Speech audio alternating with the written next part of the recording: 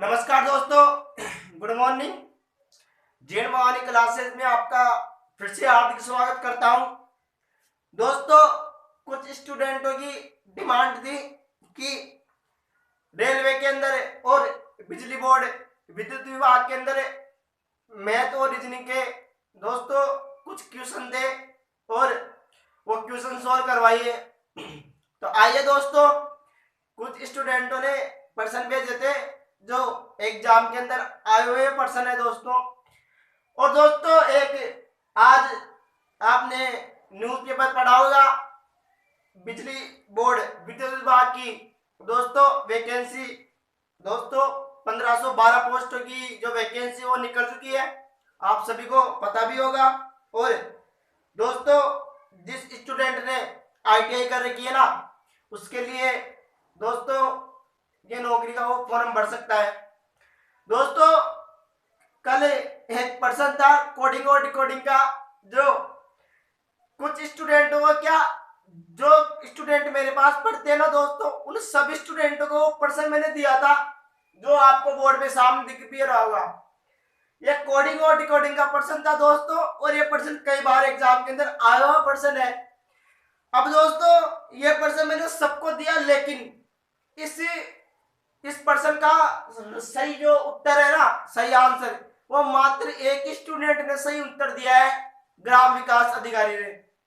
दोस्तों, ये पर्सन बहुत घुमा के पर्सन पूछा गया है और बहुत अच्छा लेवल का पर्सन है। और दोस्तों, एक स्टूडेंट ने मात्र ये इसका सही उत्तर दिया है मेरे को, और स्टूडेंटों ने उत्तर नहीं दिया, गलत उत्तर दिया है। ठीक है, तो आइए दोस्तों, जिस एक स्टूडेंट ने उत्तर दिया उसको बहुत बहुत धन्यवाद, उसने दिमाग लगाया। तो भैया मानता हूं उसका दिमाग बहुत तेज है।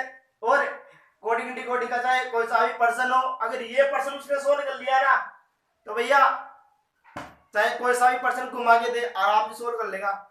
अब देखो दोस्तों, ये पर्सन को सोल्व करते हैं कि ये पर्सन सोल्व कैसे होगा। देखो दोस्तों, पर्सन है CXFUIR और पर्सन चिन्ह के स्थान पर क्या आएगा ये पूछ रहा है।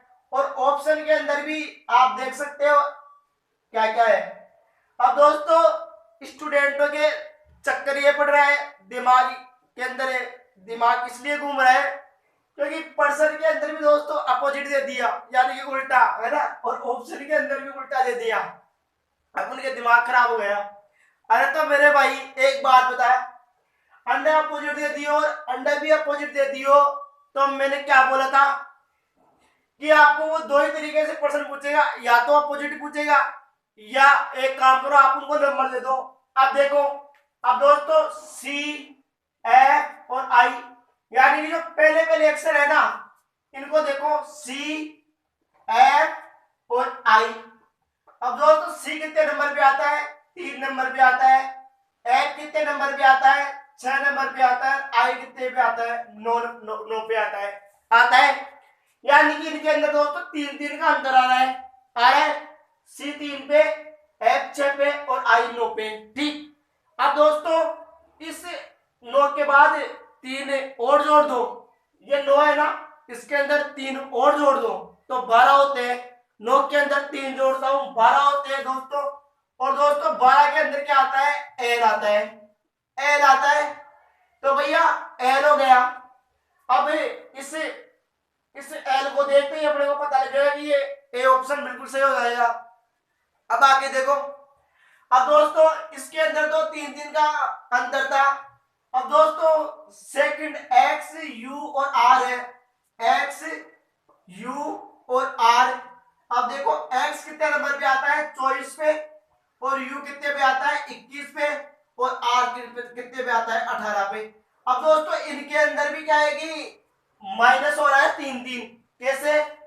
24 में से 3 घटाओगे 21 में 3 घटाओगे 18।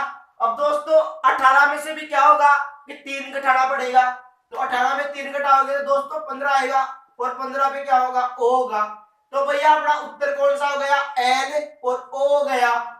ठीक है दोस्तों, तो अपना ये ऑप्शन बिल्कुल सही हो जाएगा, यानी कि LO। दोस्तों एग्जाम में क्या है कि ऐसे प्रश्न पूछता है घुमा के, सीधा सीधा प्रश्न नहीं देगा वो आपको, क्योंकि भैया गवर्नमेंट की तैयारी कर रहे हो, सरकारी नौकरी की तैयारी कर रहे हो, 40-50 हजार रुपए लोगे, तो भैया वो सरकार ऐसे नहीं देगी 40-50 हजार रुपए, वो भी कुछ दिमाग लगा के देगी।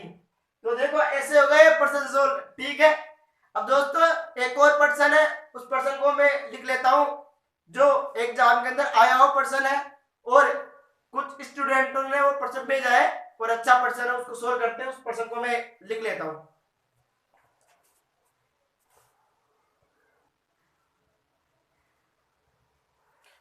हाँ दोस्तों, एक पर्सन था जो एग्जाम के अंदर आया हुआ पर्सन है दोस्तों, और ये पर्सन दोस्तों देखो आपको दिखने में तो बहुत बड़ा दिख रहा होगा, लेकिन सच बोलूं ना तो बहुत इजी पर्सन है।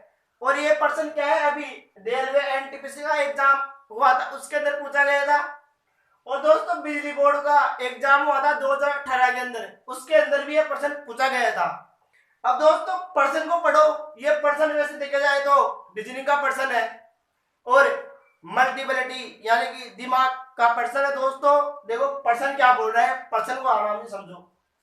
पर्सन बोल रहा है एल और ए सहपाठी होने के साथ अच्छे मित्र भी है।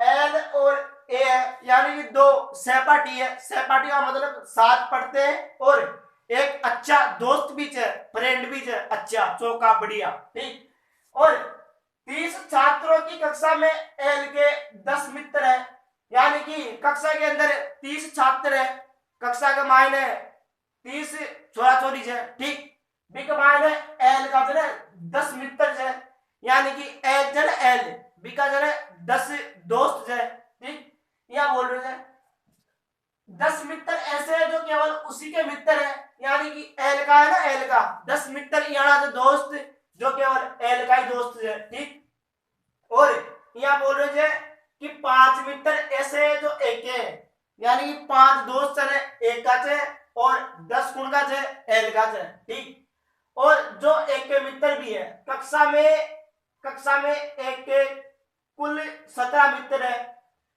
कितने छात्र, न तो एल के मित्र है और न एक के मित्र है, ये बात पूछ रहा है। दोस्तों पर्सन को आराम से पढ़ो, आराम से पढ़ो, आराम से समझो। पर्सन ये बोल रहा है कि कक्षा के अंदर टोटल छात्र है, टोटल स्टूडेंट है 30। ठीक, बी का मायने एल का है ना, एल और एच है, दो मित्र है, मतलब दोस्त है एल और ए। तो एल का तो 10 स्टूडेंट्स है और ए का जो है 5, मतलब 5 दोस्त है एल का, ए का। ठीक, और एक मित्र कक्षा में एक कुल 17 मित्र है, यानी कि कितने छात्र ने तो एल के मित्र है और नई ए के मित्र है, ये बात पूछ रहा है।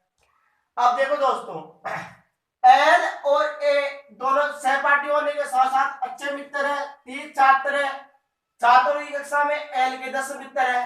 तो दोस्तों एल का कितना होगा 10 दोस्त होगा, 10 दोस्त। ठीक, और यह बोल रहे कि एक का है एक का 5 है, एक का 5 है।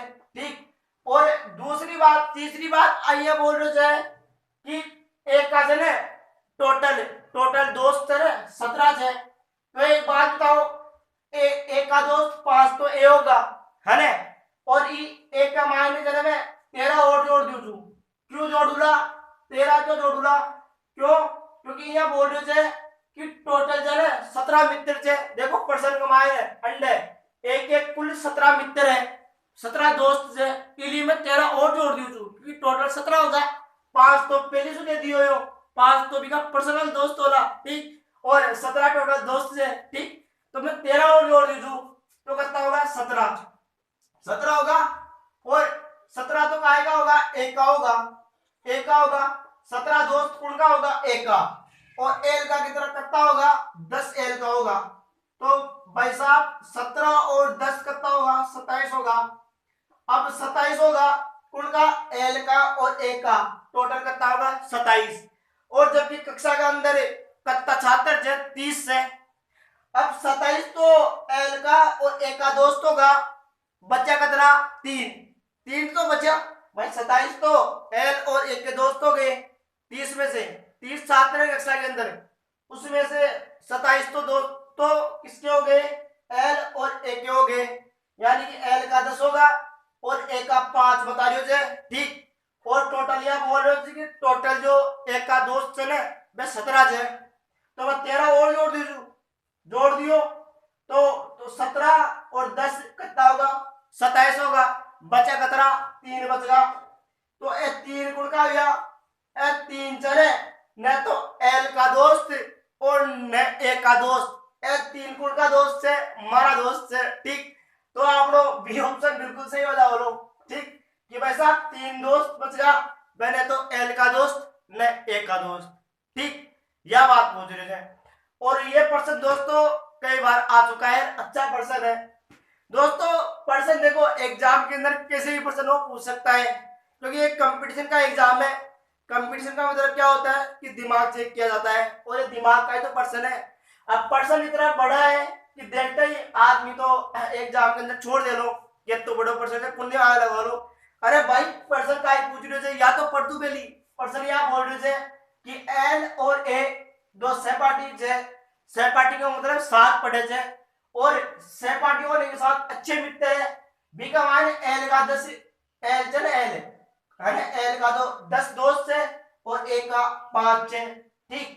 और यह बोल रहे थे कि ए का जो है टोटल 17 है दोस्त, तो 5 तो ए और 13 और जोड़ दीजिए, क्योंकि 17 बता रहे थे तो 13 जोड़ता है तो 17 होगा, और 17 तो ए का होगा और 10 एल का होगा, टोटल कितना होगा 27।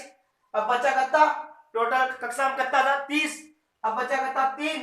अब यही तो पूछ रहे थे कि प्रश्न में कि यह बताओ कि ऐसे स्टूडेंट बताओ कि भाई न तो एल का दोस्त न ए का दोस्त, तो ये 3 बचगा 3 बचगा ए 3 बचगा, तो बी ऑप्शन आपको सही होगा, ठीक है दोस्तों। अब दोस्तों अपना चैप्टर स्टार्ट करते कंपाउंड इंटरेस्ट यानी कि चक्रवृद्धि ब्याज, ठीक है दोस्तों। चक्रवृद्धि ब्याज के बारे में आपको थोड़ा बता देता हूं मैं, ठीक है दोस्तों।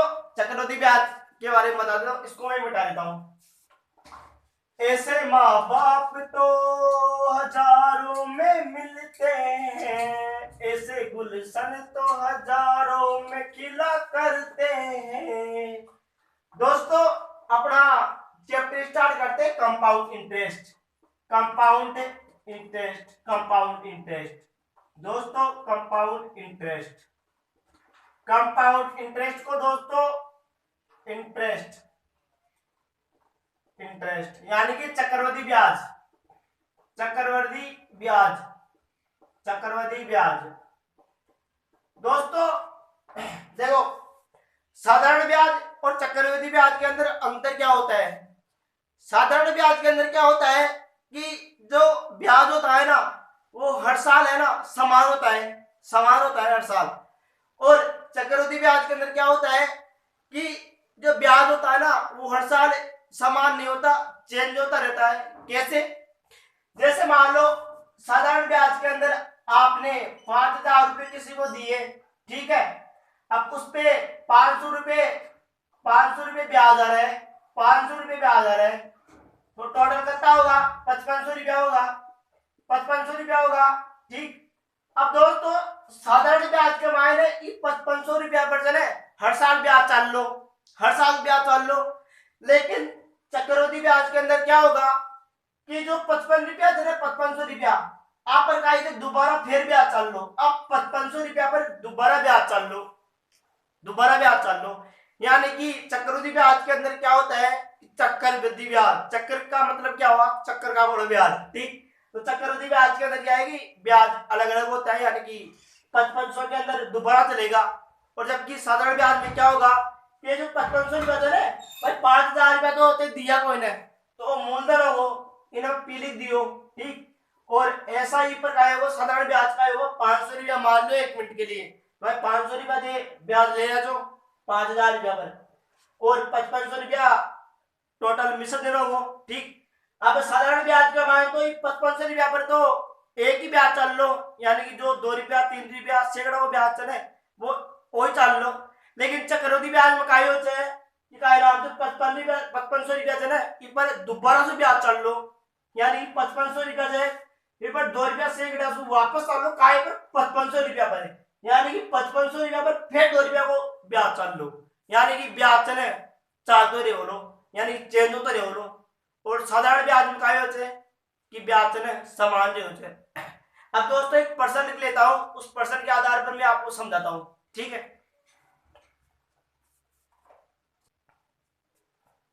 हाँ दोस्तों, एक पर्सन लेता हूं मैं, जो आया हुआ पर्सन है, उस पर्सन के आधार पर समझाता हूं कि चक्रवृद्धि ब्याज के अंदर क्या होता है। देखो दोस्तों, 3000 रुपये आपने किसी को दिए, ठीक है, और वो दिए 20% की रेट से, यानी कि रेट का मतलब क्या हुआ, दर हो गया, ठीक है।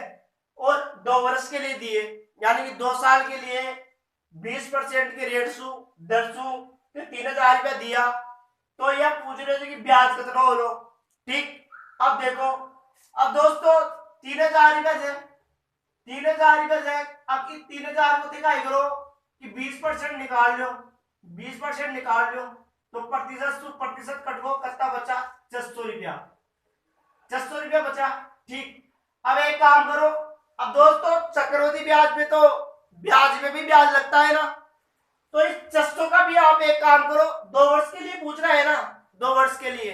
अब एक बात और बता दूं, देखो 1 वर्ष के लिए है ना, 1 वर्ष के लिए चक्रवृद्धि ब्याज और साधारण ब्याज तो समान रहता है, यानी कि 1 साल के लिए है ना साधारण ब्याज और चक्रवृद्धि ब्याज तो 1 साल के लिए एक है, इसके लिए तो दोस्तों समान रहेगा, ठीक है। अब दोस्तों यहाँ पर 2 वर्ष की बात कर रहा है, अब 600 का फिर आप क्या है 20% निकाल लो, कैसे निकालोगे 600, ठीक है, और दोस्तों 20%, ठीक है, 20% के लिए लगा दो 100, 0 से 0 कट गया, 6 दूनी 12, यानी कि 120 रुपए, ठीक है। अब दोस्तों एक मेरी ट्रिक है, एक मेरी ट्रिक है, उस ट्रिक से आप चक्रवृद्धि ब्याज का चाहे 2 वर्ष का पूछे, 3 वर्ष का पूछे, 4 वर्ष का पूछे, अभी यहाँ पर 2 वर्ष का पूछ रहा है दोस्तों। 2 वर्ष की मैं ट्रिक बता देता हूँ आपको, उस ट्रिक से आप सोल्व कर लेना। देखो ये 600 और 120 आ गए ना, तो इसके नीचे लिख लो 2:1 लिख दो, 1 लिख दो।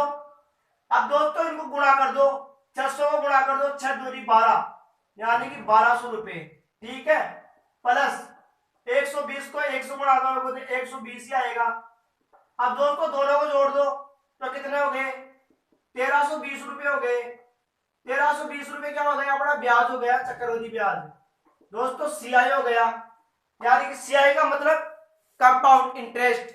जैसे पढ़े साधारण ब्याज को एसआई से लिखते हैं ना, ऐसे ही मैं कंपाउंड इंटरेस्ट को सीआई से लिख देता हूं। तो दोस्तों 1320 रुपया अपना क्या होगा, ब्याज हो गया, ठीक है। कैसे हुआ दोस्तों, 3000 का पहले आप 20% निकाल लो, तो प्रतिशत के लिए मैंने 2 0 काट दिया, 30 से 2 का गुणा कर दिया, 600 आ गए, ठीक है। अब दोस्तों 2 वर्ष के लिए पूछ रहा है ना, अब 600 का भी आप निकाल लो 20%, इधर देखो मैंने निकाला, तो दोस्तों 620 प्रतिशत से प्रतिशत कट गया, 6 दूनी 12, यानी कि 120, ठीक है। अब नीचे है, आप एक काम करो 2:1 लगा दो, इसके नीचे लगा दो, 2 वर्ष के लिए पूछ रहा है ना, तो 2:1 लगाना है, किसके लिए 2 वर्ष के लिए पूछ रहा है तो लगाना है। तो भैया 6 दूनी 12, 1200 रुपया तो ये, और एक को 1 से 120 से गुणा किया, 120 ये, दोनों को जोड़ा तो भैया 1320 रुपया आ गए ब्याज। अगर आपको ये मैं पूछूं कि बताओ मिश्र दिन बताओ, तो क्या दिक्कत है, मिश्र दिन काहे बोले थे ब्याज में, और जितना आपा रुपया दिया 3000 रुपया बिन है, अब 3000 रुपया और जोड़ दी कमाए ने, 3000 रुपया और जोड़ दो, और 1320 रुपया ये जोड़ दो, जोड़ लेना, हो जाएगा आपका, निकल जाएगा, कितना हो जाएगा, जोड़ दो 3000 रुपए और 1300, यानी कि दोस्तों 1320 रुपए, 1320 रुपए ये ब्याज हो गया, 0 2 3 3 1 4, यानी 4320 रुपए क्या हो गया, अमाउंट हो गया। अमाउंट का मतलब क्या हुआ दोस्तों, मिश्र धन हो गया, ठीक है दोस्तों, अमाउंट का मतलब मिश्र दिन। अब दोस्तों ये तो 2 वर्ष का था, 3 वर्ष का भी पूछ सकता है, 4 वर्ष का भी पूछ सकता है, हालांकि वो 5 वर्ष का तो आज दिन तक एग्जाम में नहीं पूछा, ठीक है, लेकिन मैं है ना आपको 5 वर्ष 6 वर्ष का भी बताऊंगा, 7 वर्ष का भी बताऊंगा। ठीक है दोस्तों, और आज के लिए इतना ही काफी है। मिलते हैं नेक्स्ट वाली क्लास के अंदर, तब तक के लिए धन्यवाद, बहुत बहुत धन्यवाद, थैंक यू।